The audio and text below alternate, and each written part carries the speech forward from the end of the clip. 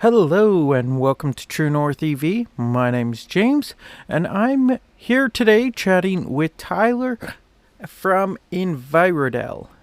I think I mispronounced it a few times in here. And so, yeah, I do thank him for his time here. It was a good chat we had. And something really cool that I'm hoping to see a lot more companies moving towards. So yeah, thanks for tuning in, guys, and hope you enjoy. Tyler, how are you today? Good, James. Thanks for having me. I'm excited to be on the pod. Thanks for joining me. I'm going to try not to smack this mic too many times. Um, what was the first electric vehicle you wanted and why? The first one, well, I guess the easy answer would be a Tesla of some kind. I'm not a big car guy. It kind of just fell into my lap when I started doing research into what I was going to get. And I landed on the Nissan Leaf for, multiple reasons. And it's great. I really love the vehicle. It's a 2020 Leaf, and it's been really great. So, a Tesla, just because an uneducated guy, just you see that Tesla, Tesla's just so synonymous with electric vehicles, just to the average person, I feel like. But when I really got into it, something like a Nissan Leaf was a little bit more, appropriate for me. So that's where I'm Yeah, at. awesome. And so you have the Nissan Leaf. I take it then with the courier business, you have the newer, bigger battery pack, correct? That's right. That's right. So there's a 30, and then there's the, like, what is it, 62 or something like that? Yeah, I Yeah, was going to say 60 something. yeah, that's what it is. So it's the SV plus. So there's, I think your standard is the 30, and then I think there's another level there, but then you bump it up to the larger battery, and that was, one of the reasons why I went with that. And so it's a 2020. So how long have you Yeah, actually had it for? I got it last November, and so Okay. this is January here. So it's been about a year and change, So, is how long I've had it. okay. So this is your second winter with it. And what kind of Yep. range are you getting with it right now? So today was cold. What was it, minus 25 without the wind chill? So Yeah. when it's really cold like this, I think this morning I turned it on, uh, and it gave me, with the heater on, it gave me maybe 210, some right in there somewhere, with that heater off, which is, I drive around with it off a lot just to save that battery. I turned it off. It was around 280 or 290 or something like that. Wow. Assuming that, I can drive around all day, and Yeah. that's the number it gave me. I don't think that's totally accurate, but that's what it showed. See, where with my Kona, I can only charge up to 80%, as the audience would know. Lovely Hyundai has stopped me from going above that. Um, Why is that? I have a battery recall. The battery is Oh tested boy. fine, but because of the recall, I'm technically only allowed 80%. So I know this morning my range was sitting at 170-ish. Okay. So so yeah, it's actually not too far off with your Leaf there. And Yeah. and in the summer then, what range are you getting? Summer perfect conditions, with the AC blasting, 400 plus for Okay. sure. Yeah. So right up there with pretty much the Teslas and all that. Um, Yeah, your standard stuff, as far as, your top end range without going crazy. Yeah, the 400 was, and it's, I tell you, and that is true. That, I drive all over the place being a courier, obviously, even outside of the city, and that, I don't think I had to fast charge, maybe once or twice all year between, April and November.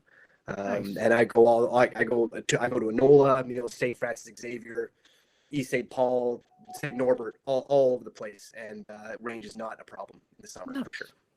Nice. And so, did you choose the Nissan Leaf specifically for couriers business, or were you looking at EVs kind of before you kind of transitioned over into the courier side of it? Sure. I would say I was looking at it with a courier business in mind. Before I had it, I actually wasn't driving at all. I was biking to work. I biked to work for 2 years, bust. I just didn't want to operate an electric or a vehicle. Yep. I guess that's the environmental part of my sort of life, and I decided to try and make it work.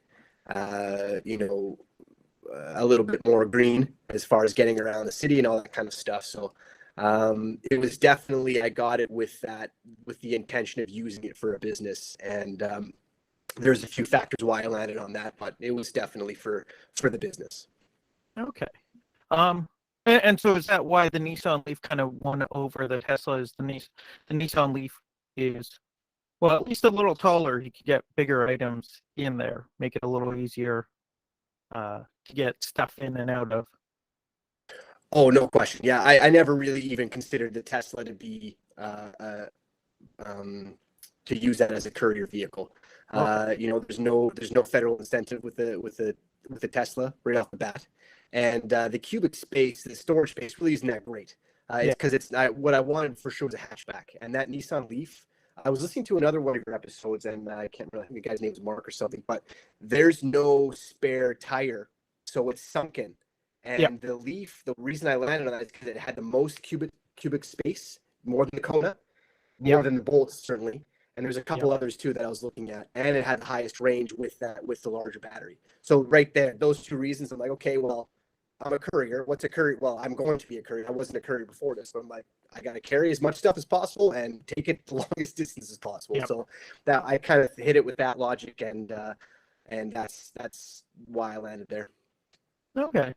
And so you said you were biking to work for the last 2 years before this. Did you have a vehicle that you kind of moved from before that, or I had my vehicle. No, my vehicle that I had before was actually a Saturn that I had for years. Was it at least the plastic ones where you couldn't dent it? Oh yeah, that thing. You know what? It's sitting out, and my sister lives out in the city. It's still sitting out there, and it looks great. It is not. It's yeah. Whatever that plastic material is, it looks really good on the outside. That's for awesome. sure. So did you find that then going from your experience with the gas vehicle to the electric, did you find that you had to change any of your driving habits or anything, or make any sort of changes from your way of thinking to go electric? Oh, for sure. There was a big, it's about perspective, and we get used to solving that sort of short-term problem range-wise for a combustion engine vehicle. Oh, I just fill up with gas and my problem's solved, and I have unlimited, range. I don't have to think about that. I can drive wherever I want. There's going to be a gas station somewhere. So in terms of that, there's a big shift. It's like, okay, well, where can I go? I need to think about that differently, and that sort of is good for, it's a good metaphor almost for the environmental issues in general. Is like how do we have to reevaluate what we do, so it makes more sense for the environment and for these environmental issues. We're used to doing things a certain way, the easier way, because technology has been developed to make human life easier, but now it's kind of at the now that's hurting the environment. So now it's kind of like we got to use technology to bring that back down, where we can utilize that. Yeah, it's not as convenient, but it's worth it. So you got to think about, okay, now I'm Googling distance and stuff. It's like, okay, well, how many kilometers is that from here to here? Okay, well, how, where can I charge somewhere? So it's just, you got to look at it a little bit differently, but overall, once you get used to it, it's just like anything. It's the drivability in the city it's better. But as far as, distance, you got to, think about it a little bit more. And all that comes with time. Right now, yes, we have to kind of do that check of how far is it to this point? Is there a charger nearby? where hopefully soon enough there Yeah. won't be that issue. Um, Yeah, north south's not great. East west is good. I mean, I took it out to Brandon, one shot, Kenora, no problem. Those are doable, but infrastructure is definitely going to be a point of contention here moving forward for sure. so what would be the longest trip that you've been able to take with your Nissan Leaf? I'd say Brandon one shot. Yeah, so that's about 300 and change. And we got from our place, Central Winnipeg, Crescentwood, to the Brandon charging stations right off the highway, with plenty to spare in the summer. Right, so that was the longest like out of the city trip for sure. And yeah, Kenora a couple times, no problem, no problem to Kenora. My wife's family has a cabin north of Kenora, about 30 kilometers or something. We drove there, stayed the night. I woke up with my daughter, took her down to the. I don't know if you've ever been to Kenora. Yeah. So their Petrocan level 3 fast charge is at that A&W in there or whatever, right? So I took her down in the morning. We had an egg sandwich or whatever, hash browns, charged up, no problem. Stayed at the lake for a couple of days and went back, no issues. So yeah, those are with that bigger battery, those kind of trips are totally doable. Actually, when I was in Kenora, I met a gal who was driving from Quebec somewhere, maybe Quebec City, all the way out to Vancouver. And she was in Chevy Bolt. Is it the Bolt or the Volt? The Volt has the gas electric hybrid deal, and the Bolt is fully electric there. Yeah.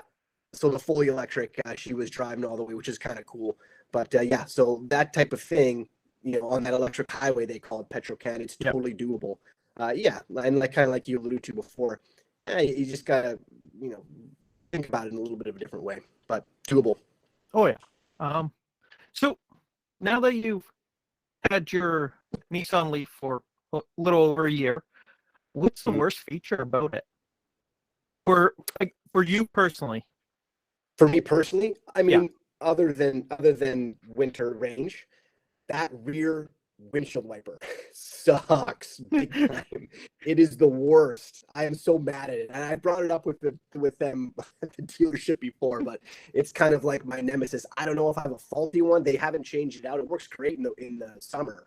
It's a summer vehicle. It's not designed for Manitoba winters, from what I can tell at all. Yeah, the wipers are pretty bad. Like as soon as it gets like, a little bit of snow and -5, it's just inoperable. So that's frustrating. But other than that, and the tire, I mean, if you spin your tires a little bit in the snow, it kind of freaks out. It doesn't accelerate. It kind of like gets confused or something. I don't know. Yeah. Those two things. But that's kind of splitting atoms a little bit. I mean, that's probably the wiper, I'd say.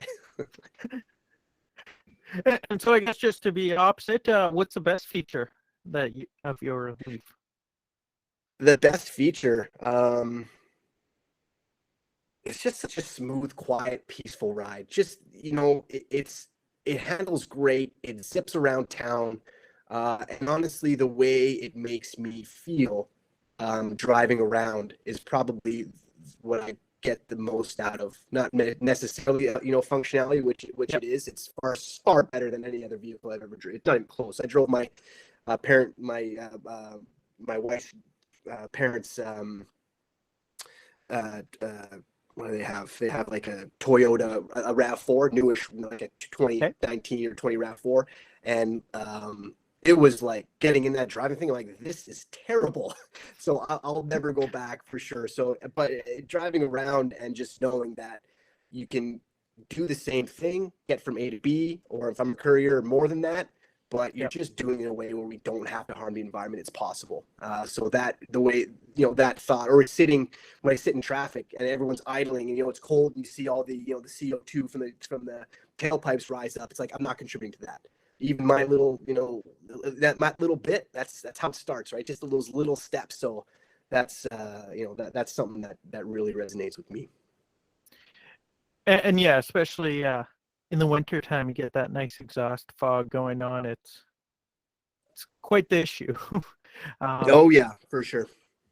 And so I guess what's the worst part? Would the worst part of your Nissan Leaf in the winter be the windshield wiper or the back wiper, or is there something else about the winter part that especially frustrates you?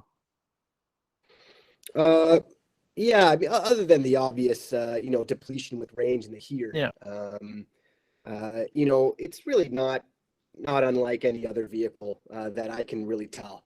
Um, it's just not made for a cold climate. I think the wiper is a good indication of that. And I think that it's not great. It's just not great in the snow. I find it kind of like it spins and gets confused, or in like deep snow. I think it's a California kind of car. I love plus 30, 40. It was hot yeah. this year. It just loved it. It was just humming all summer, no problem. And as soon as you get into winter, yeah, that range really dips down. The heater really works really, really hard. The wipers don't really work great because it's all icy and cold. And I guess just that little heating thing that they have on the rear view, like it'd be nice if like the wiper sat right on one or something and like Yeah. heated it up more or something. I don't know how that works, but yeah, the wipers and just those little things I can kind of tell driving around all day, every day. Yeah, it's just not really meant for the cold. Okay, but what's the best part about your EV in the winter? Your Nissan Leaf in the winter? Um, the best part, I'm not sure if there's a huge advantage to it. I mean, the heater takes up a lot of energy, but it's fabulous. It just pumps Yeah. up immediately. And I have a 3-year-old, so that's huge for me to make sure that heater gets going. So that's a massive advantage right there. And you know, short answer, sure, probably just the heater. Combustion engine vehicle. Sometimes those babies take a long time. Plus, if it's minus 30, minus 40, there's the classic Winnipeg. Oh, let's get that command start. Let's get that puppy humming for 15, 20 minutes. Don't have to worry about that. Don't have to do that with the Leaf. You turn it on a couple minutes, it's pumping heat right away. So I love that. See, where I have the Kona, and then for work, I have to drive a Ford F-150.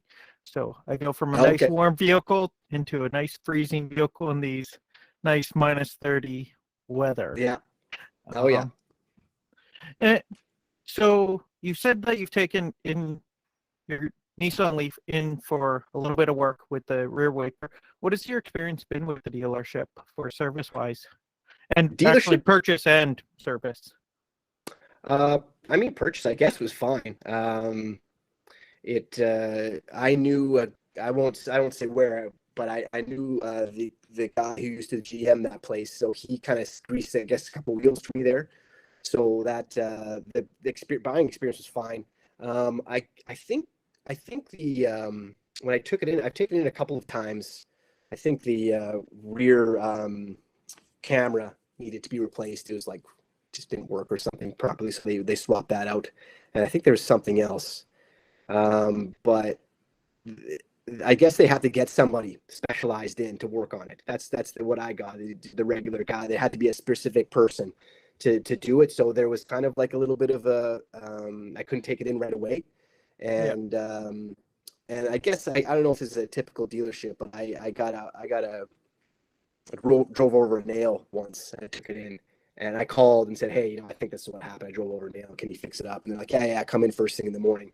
So I got there. They closed at 8, open at 8 or whatever, 7, whatever it was. And I got there, about 15 minutes early. And there's already people in the way, but without appointments. So I'm like, oh, these guys all, you got to have appointments too ahead of me. They're like, no, they just got here first. I'm like, well, I had an appointment. And then I'm like, okay, well, fine, I'll wait for them. And then they said, oh, well, this will take a while, blah, blah, blah. I don't know if that has to do with the electric part, but that was so. But I took it into like a local shop and they had it ready in like 40 minutes or something like that. But so I'm not sure if that has anything to do with the fact that it was an electric vehicle. I doubt it, but other than that, everything was fine there. So the dealership you take it in for service, is that the same dealership you purchased from? Yeah. So they should actually have a qualified mechanic then. That is always there, because that's how it has to work. Whether or not that person's on holidays or whatnot is a whole nother story.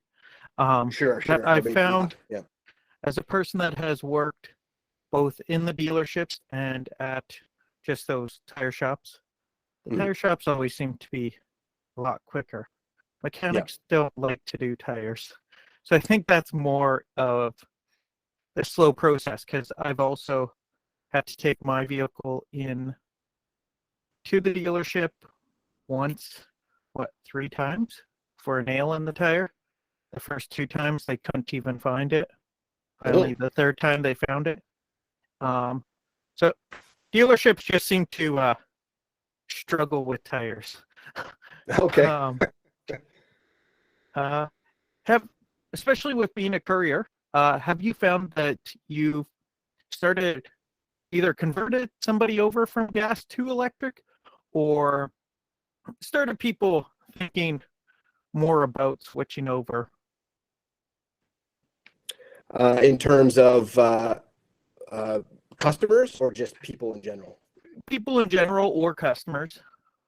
Yeah, oh, for sure. Those conversations happen all the time, and that's definitely something that I try to um, talk to as many people as I can about.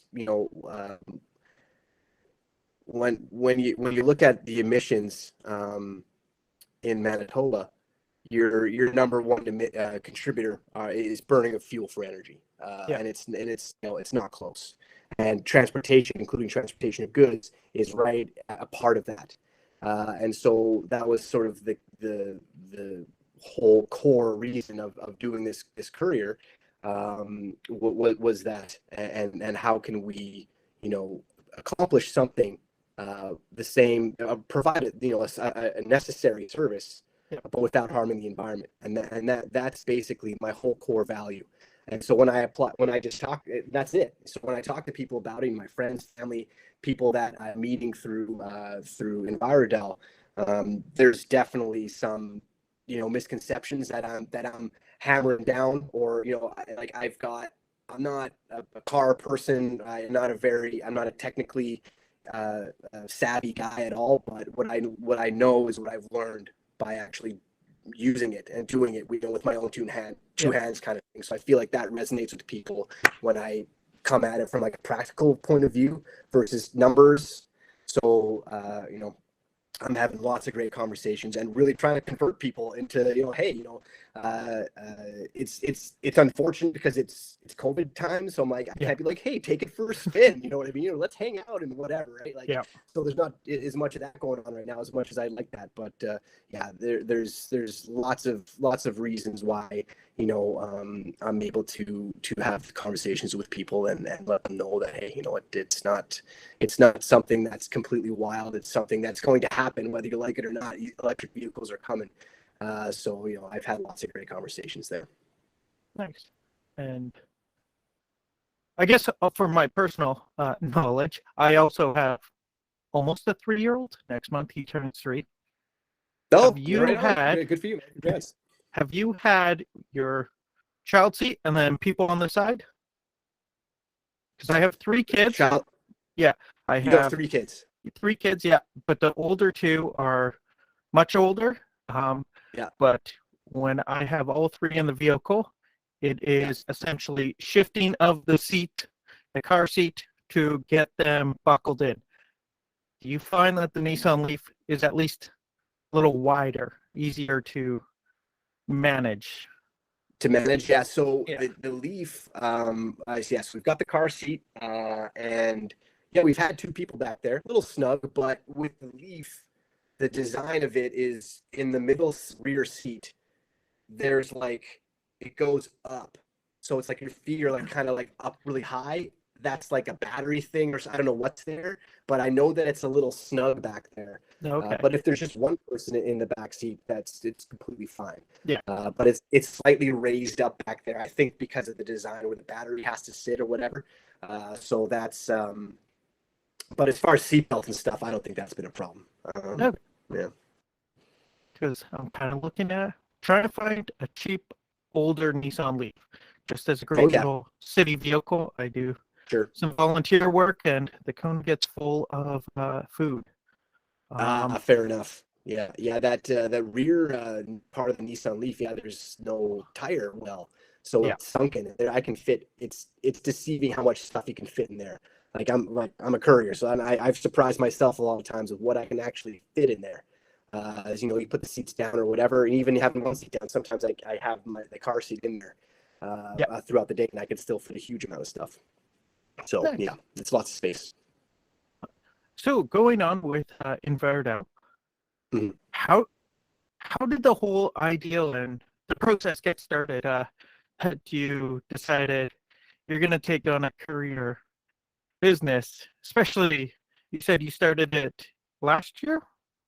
But it's been about over a year. I got the vehicle in November, and I essentially started like a little bit in December, but really got going in January. It's been about a year. So you Yeah, a little started over a year. right during COVID. Yeah. Um, so how did the idea come about? Why switch over to this? Okay. Well, my wife is a local business owner as well, and she was looking, and we're always looking for ways to, be more eco-friendly. Hey, we have a garden, we have a compost, we don't use plastic bags, plastic straws, that whole thing. Like a lot of people are kind of getting on board with that. So I was looking for something more. I was just like, what is that? I felt like, what is that really doing? Is that doing anything? I don't know. So that thought was in there. And then my wife was trying to get something couriered for her own business, just Yeah. so happens. And then she's like, "Oh yeah, let's look for an environmentally friendly option, right? As we usually do if we're trying to do something. Is there an eco-friendly version?" Yeah. And to which she found there was not. And in my old job before, um, I used couriers all the time, every day, multiple times a day, most days, so lots. And so she just kind of brought that up to me, and knowing that I was looking maybe for something else, something different, and just I was feeling kind of unfilled, and those sort of all snapped together Yeah. when I'm like, huh, there's no eco-friendly courier service. Isn't that interesting? So that's when I became not obsessed, but that's when I really dove into that whole idea. It's like, isn't that an interesting idea? And then I realized that, hey, yeah, there isn't one of those. And there are these great electric vehicles that exist. Yeah. And that's how it was born. It was born a couple years back already. I was working and doing my thing, and I knew how to use a courier, and I knew from that perspective what I wanted and liked and didn't like about Yeah. using couriers. I used them all the time. So I was like, you know what? Maybe I could do that with an electric vehicle. And then I started realizing, hey, I started learning about emissions and what they really are. CO2, greenhouse gas emissions. Like what are these things? What is this? And then I kind of brought it up a little bit before, is like in Manitoba, if you envision the emissions as a pie chart, the biggest slice of that pie is burning fuel for energy. And Yeah. transportation, including transportation emissions, is right in there. And if you look federally right off the Government Canada website, the largest subsector is, and it's close, but it is the number one is um, tailpipe emissions from light trucks and vans and cars. Yeah. That's our number one polluter over everything. And in Manitoba, more than agriculture, it's that. So once I realized, I'm like, that's something that is real, and that's something that I could work in, and something that I can, even if it's a little bit, I can really provide that service in that sector, but without contributing to those emissions. And once I realized that, I took a chance, quit my job. I found this leaf, and I just went after it. Awesome. And I've been looking at your website, like even your mission statement and all that. Yeah, Everything is environmentally centered. Are you yeah. finding um, are you finding more companies are trying to find that way of cutting their emissions? I should know this. My wife is an environmental specialist, but is that I know some are doing their counting their like sustainability overall carbon footprints. Right. Um, are you finding that this kind of transitioning over to uh, electric vehicle centered courier? Are you picking up business simply because being trying to get those sustainability points, or is it just kind of, I don't know, what's the best word? Is it more just the people looking for that local business? Um, Right. Yeah, big time. Looking for ways, and companies looking for ways to be more eco-friendly or appear to be more eco-friendly. yeah, In some ways, those are the same things. yeah, As far as what can a company do to, like you said, reduce that carbon footprint, or offer some sort of a difference in services that they provide, or the type of moral, stance that they have. Oh, hey, you know what? We are using this, and this to be more eco-friendly. Use us versus this person who's not. yeah. So that's great. Even the pursuit of that. And so Envirodel is just another way for companies to do that, which is great. And it's not a big earth-shattering thing necessarily, but it's those little steps. It's doing a little bit here, a little bit there, and I'm happy to be able to provide that for people. And it's certainly not to look down on others and say, oh, hey, I'm sitting in my ivory, electric vehicle looking down at everybody. It's that's not what it is at all. It's definitely something to provide those companies that are looking to do that. And yeah, it's some people don't really necessarily care that much. That it's just, I also have to provide a good courier service. At the end of the day, that's what people need. They need their stuff from A to B or C or whatever, and I've got to be able to find a way to provide that.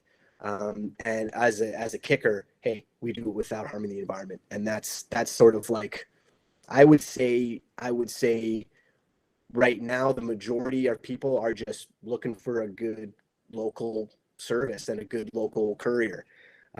But so I'd say the majority of my customers are more on that side.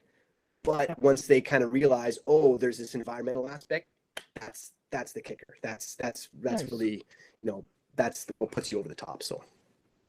And as somebody like yourself that has used couriers a lot in the past, I noticed Yeah. on your website it talks about, because you're electric, you don't have the gas surcharges and all that. Especially driving a Ford F-150, I definitely know Mm-hmm. how expensive gas is right now. Yeah. Um, Yeah. how big of a part, I guess, do all these, like, with courier services, with all the Yeah. gas surcharges, and do they do maintenance surcharges? I'm going to be honest, I've never used a courier service before. I, I've owned businesses. I've never been good enough to need a courier. Right. But how much of the impact does these surcharges affect on price of a normal courier? There's going to be mostly a percentage. So you're going Okay. to get a base value, and I'm not going to speak for anybody else but me, but you're going to get a base value, Yep. like a set rate for a pickup, or whatever that, from A to B within the city, whatever rates agreed on by the company or whatever you're transporting. Yep. There's lots of factors. What is it? Where is it going? Is it heavy? Is it big? Is it small? Right? Is there a rush? Is there whatever? Right? Time frame. So once you've hammer down all those factors, there's a percentage that just gets added on, and that's your fuel surcharge. Okay. That percentage can range based on usually the price of fuel, but there should be. I'm sure there's other reasons too. I've never run a Yeah. courier business that Yeah. used fuel before, so I don't really know. But I think basically that's going to be just a percentage fuel surcharge that's tacked on, kind of like at the end. So I guess, as a former customer to these Yeah. courier services, did you find as fuel prices would go up, the cost for courier services would also go up, or if you're big enough, it kind of stays the same? I was not on the accounts Okay. payables Yeah. section, Yeah. so that radar. I can tell you that would be a factor. As Okay. a business owner, that someone's paying for that somewhere. When gas is 140, Yeah. someone's paying for that. and it's, you know what I mean, it's passed along in some way. I would have to think, and and those rates change. You can go on lots of courier websites and be like, oh hey, what's the fuel surcharge percentage this month, right? And things like that. So you're going to see that, and that's something that's great for Envirodel, is that we don't have to implement any of those. Don't use fuel, which is fabulous for that and for the environment. It's just that double, like everything seems to come around to, it's just better for the environment, and that's really the core of it. Is I was looking for something in my life to do something that's meaningful, and something that I can say when my daughter grows up, say, hey, you know what? It's important to do the right thing, even though it might be a little harder, might be a little more difficult, but that's important. So, tying that back into your original question, yeah, there's going to be some changes and some, additions as far as your fuel prices. Well, I guess kind of where I was going with that was, are you finding a lot of, or any of your customers switching over to your services because they know then that there's that consistency where it's not, okay, this pickup is, call it $30, but Sure. this price, the gas price went up, now it's $60 type deal, right? Are you, I guess, are you involved in any of those conversations with your clients about that sort of stuff, or? Big time. Oh yeah. And that once we have these conversations and they realize, what's going on with the model of Envirodel, that's a great,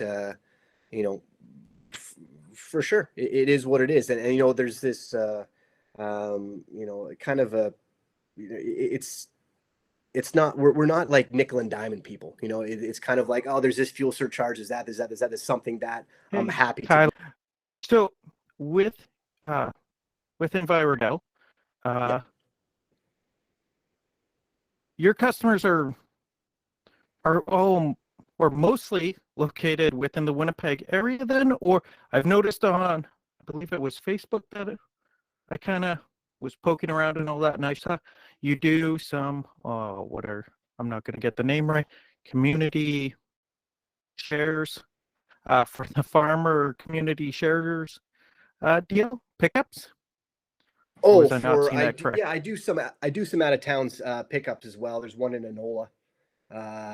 There's one just south of Winnipeg that I'll do pickups for them as well. But that's more of like a I'll do like one pickup with multiple sort of destinations, that kind of thing. But typically, yeah, my customers are within the city. That's usually where I draw my line, is the perimeter. So from A to B within the city of Winnipeg, same day, just depending on what kind of time frame they need. That's typically what Envirodel Courier does, day to day. And I guess going with a question I should have asked at the beginning, how did the Envirodel name come about? I kind of get the Enviro part, but yeah, just environmental delivery, or?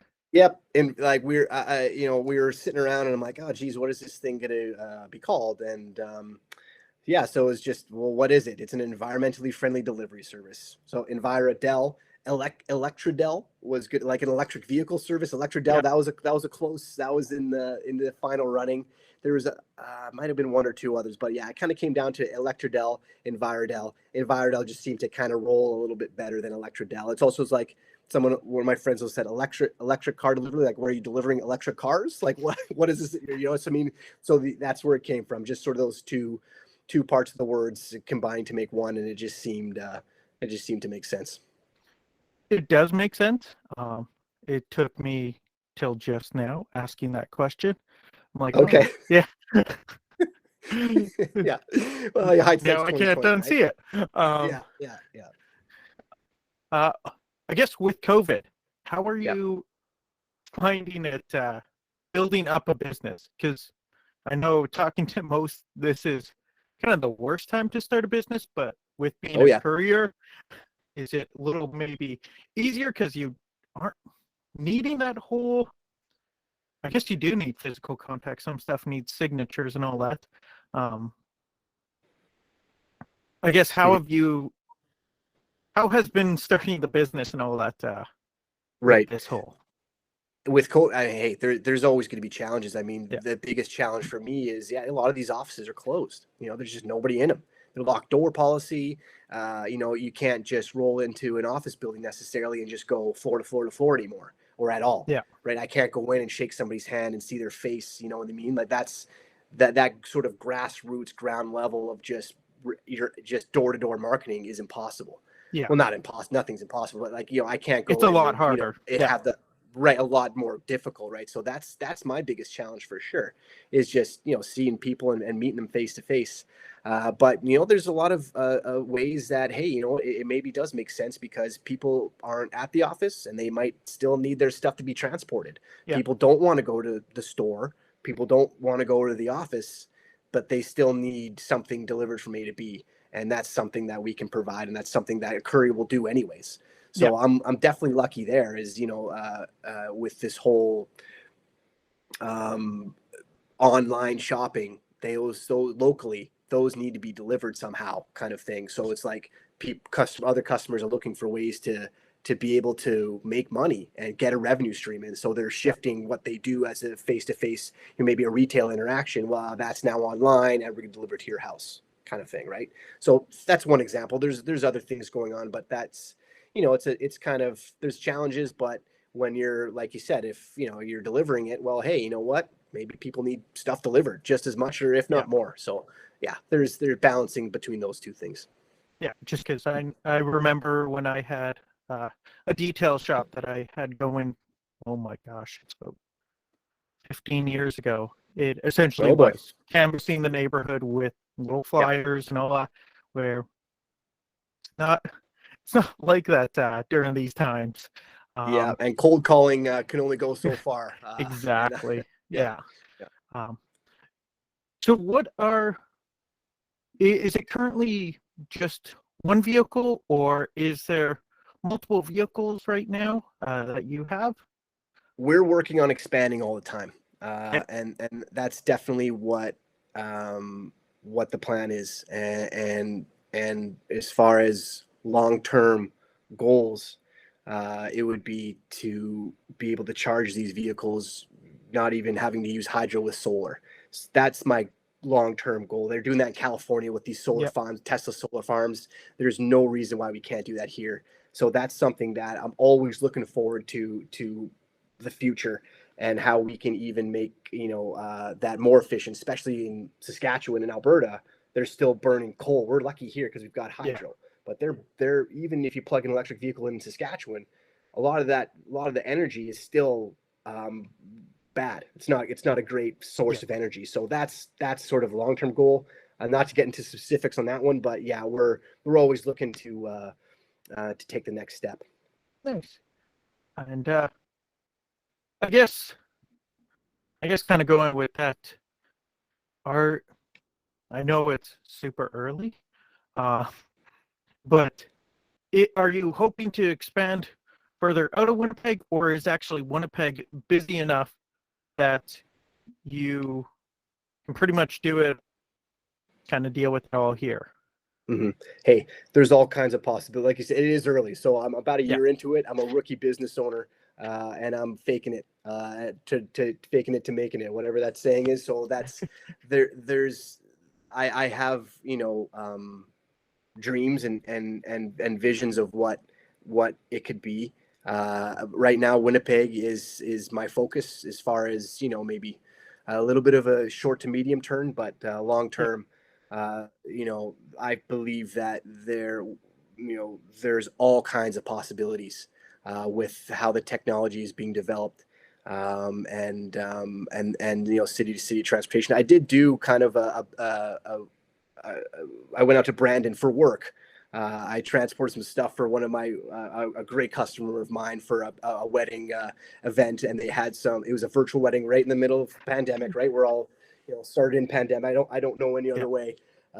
than dealing with pandemic. So yeah, they needed some stuff in Brandon. They wanted to be part of the virtual wedding, so we packed her up and took her out there, and it was great. So that's the first ever whatever city zero emissions courier ever in Manitoba. So little things like that are kind of fun, and so there's lots of possibilities there. Awesome.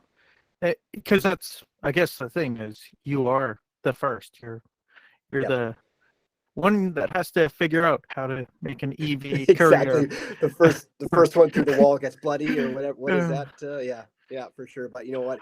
I'm so fortunate to be there, and this isn't the first this concept exists other places, just not here in the prairies. So we're having fun with it. Is this concept anywhere else in Canada, or is this kind of prairie-wise? It's the first. Yeah. But is there another as far place? as I know, there's one in southern Ontario, and there's one on the island of Vancouver Island. Go figure. Yeah. And so they do it a little bit differently over there. They've got a bigger situation there, but there's one that's similar, in Ontario, as far as I know. Because when I was researching it, I'm like, okay, is there a reason nobody's done this before, right? But then I realized, I'm like, oh, hey, okay, yeah, it's all over Europe. I mean, that's it's so condensed there as far as where they're traveling. So that's a huge advantage for them. Is the vehicles are smaller and their distance that they have to travel is a lot shorter. As you know, Canada's just it's massive. Even the city of Winnipeg is pretty spread out. There was that challenge, and it's an ongoing challenge, but it's a good challenge. But yeah, so it exists. So that gave me the confidence to be like, okay, this is doable. So yeah, it's like, okay, I'm the only guy. I can't be the only person to have thought about this ever. So yeah, but it's certainly here. Say where I've thought. I know though, my wife is actually the one that kind of initially showed me your website and all that. Okay. Through, I think, Manitoba Environmental Industry Association, or MEIA, whatever fancy acronym that is. One of those environmental associations she's a part of. She showed me it, and it's like, you actually are doing what in my head I want to do. Oh yeah. Hey, we could talk, man. We could talk. There's no, there's fair. My buddy works there too. Yeah. That's why I do volunteering at a group called Leftovers, just as an excuse to drive. Sure. Yeah. So continuing on with Envirodel, what are your near future plans? Are you hoping to stick with businesses? Are you liking going to the store, like kind of that online shopping deal, or just because as a person that has done the online shopping, or still does quite a bit of it, as for most of us, I've had the porch pirates. So I guess, how does that impact a courier, or is that not really? As more of a courier service, it's not like a UPS or whatever, where you're kind of dealing with, your $5 item, $10 item. It's probably something a little more where the person's going to be there. Is that correct? Yeah, I mean, I feel like, there's the business to business, and there's the business to consumer, B2B, B2C, whatever. And so somebody once told me, you got to pick one. It's got to be one or the other. And I mean, I guess if that's true or not, but so when it's business to business, there's usually that's more the courier side of it, where someone has to be there it's an office situation. It's got to get there before whatever. That's like a normal kind of courier situation. Somebody's documentation that needs to be reviewed or whatever, But there's the other, like the porch pirate situation, where it's more of a retail thing, where it's somebody's local shop going to somebody's home. That is more of a perspective thing from my days of using a courier. How do I look at it from like the human aspect versus numbers and business? Right? Sometimes those companies get so big, they lose that human element, and they just don't understand. So it's all about, I got 100 deliveries, get them done.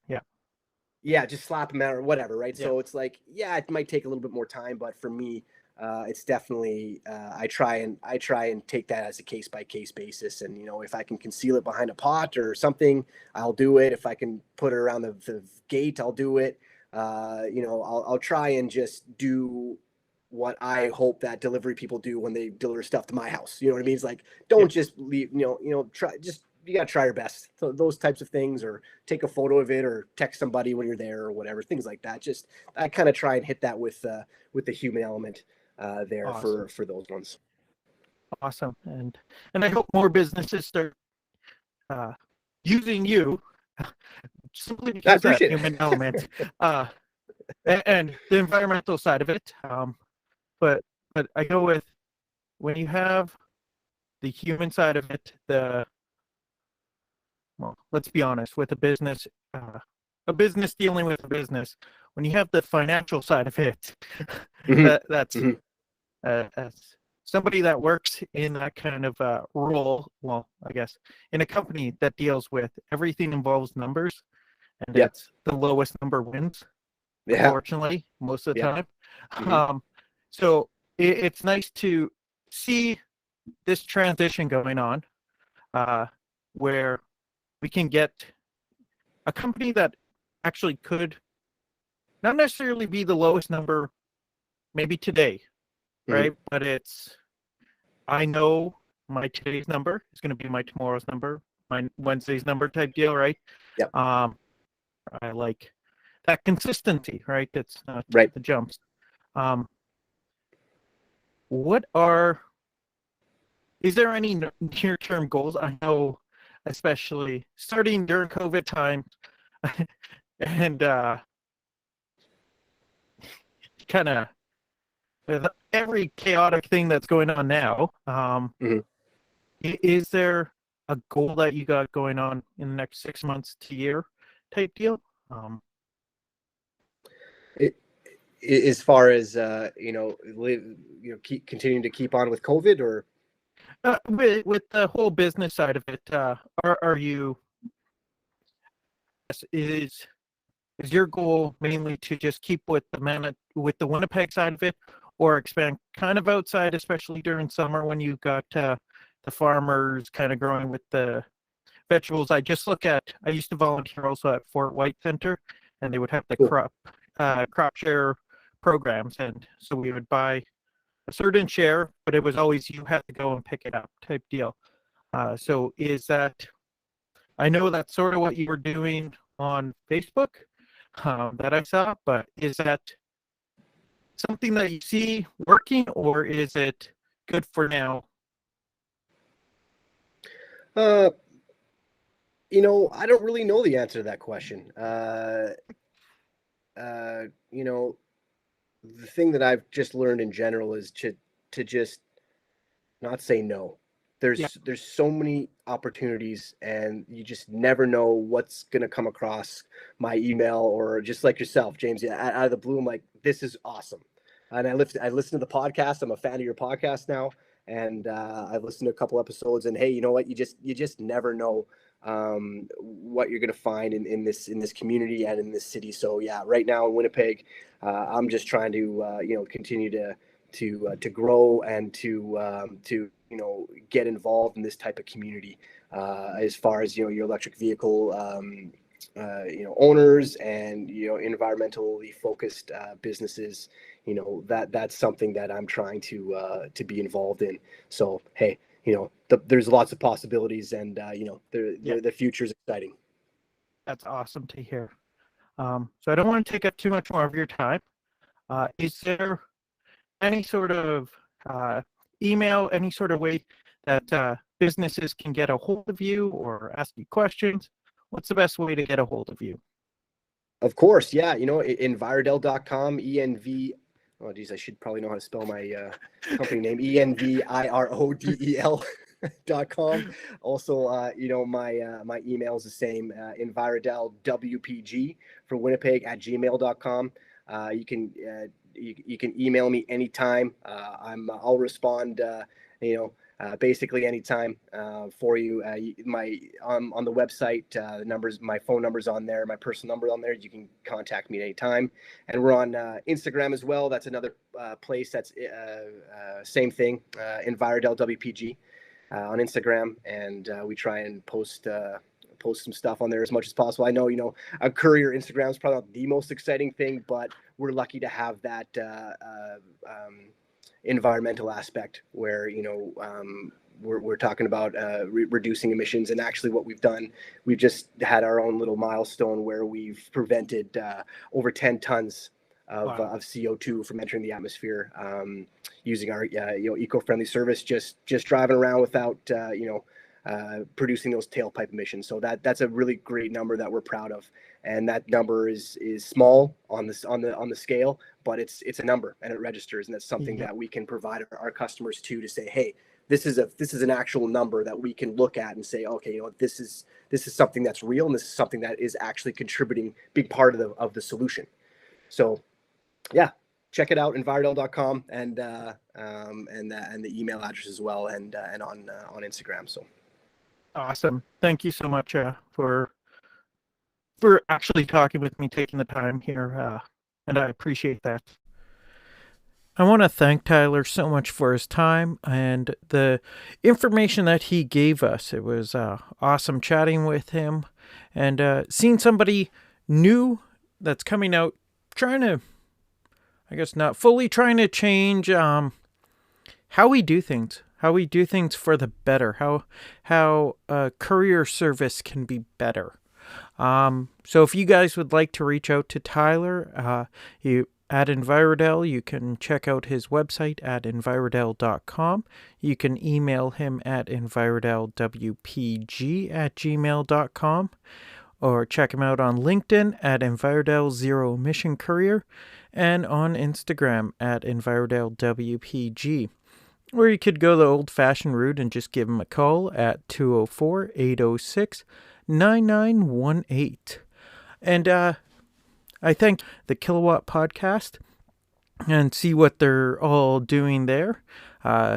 He's way smarter than me, and so he's got the latest news and actually knows what he's talking about. If you want to reach out to me, though, you can email me at truenorthev@gmail.com, truenorthevpodcast@gmail.com. You could leave me a voicemail at anchor.fm/truenorthev/message. You could check me out on Twitter at EV_North, Facebook at truenorthev. Thank you guys again so much for your time, and yeah, have a great week. Talk to you guys later.